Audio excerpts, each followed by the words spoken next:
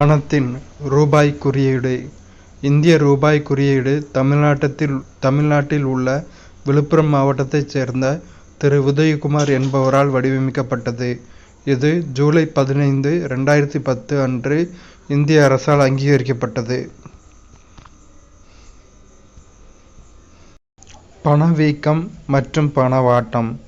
பணவீக்கம் என்பது விலைகள் உயர்ந்து பணத்தின் மதிப்பு வீழ்ச்சியடைவதையும் குறிக்கும்.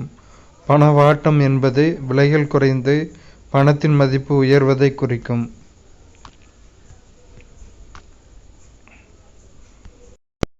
பணம் மதிப்பிழப்பு. 2016 நவம்பர் 8ஆம் தேதி இந்தியாவில் இந்திய அரசாங்கம் கருப்பு பணத்திற்கு எதிராக அனைத்து ரூபாய் 500 மற்றும் ரூபாய் 1000 நோட்டுகளை பண மதிப்பிழப்பு செய்வதாக அறிவித்தது. மற்றும் முதலீடுகள். ஒப்பீடு. ஒப்பீட்டின் அடிப்படை பொருள்.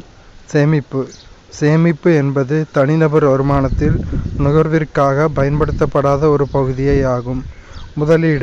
முதலீடு என்பது மூலதன சொத்துக்களில் நிதி முதலீடு செய்யும் செயல்முறையை குறிக்கிறது. நோக்கம். சேமிப்பு குறுகிய கால அல்லது அவசர கால தேவைகளை நிறைவேற்றும். முதலீடு மூலதன உருவாக்கத்திற்கும் வருவாய்க்கும் முதலீடு உதவுகிறது.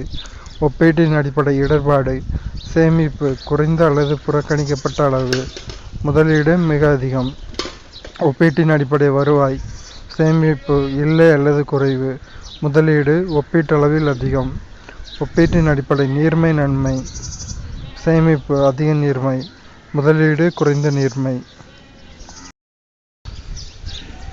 பணம் என்ற வார்த்தை ரோம் வார்த்தையான மோனேட்டா ஜூனோவிலிருந்து பெறப்பட்டது. பண்டமாற்று முறை. பணத்தை பயன்படுத்தாமல் மனிதர்கள் பண்டங்களுக்கு பண்டங்களை பரிமாற்றம் செய்வது. சில முக்கிய நிலைகள் மூலம் பணம் உருவானது. அவை பண்ட பணம், உலோக பணம், காகித பணம், கடன் பணம், அருகாமை பணம் மற்றும் சமீபத்திய பணத்தின் வடிவங்கள்.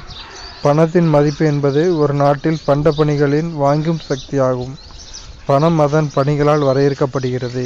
எவை பணமாக பயன்படுத்தப்படுமோ அவையெல்லாம் பணமாகும். பணம் எதையெல்லாம் செய்ய வல்லதோ அதுவே பணம். செலவிடத்தக்க வருவாயில் நடப்பு நுகர்விற்கு பயன்படாத ஒரு பகுதி சேமிப்பாகும். அவை எதிர்கால பயன்பாட்டிற்கு ஒதுக்கி வைக்கப்படுகிறது. கருப்பு பணம் என்பது நாட்டின் ஒழுங்கு கட்டுப்படுத்துகையில் சட்டவிரோதமாக சம்பாதிக்கும் பணமாகும்.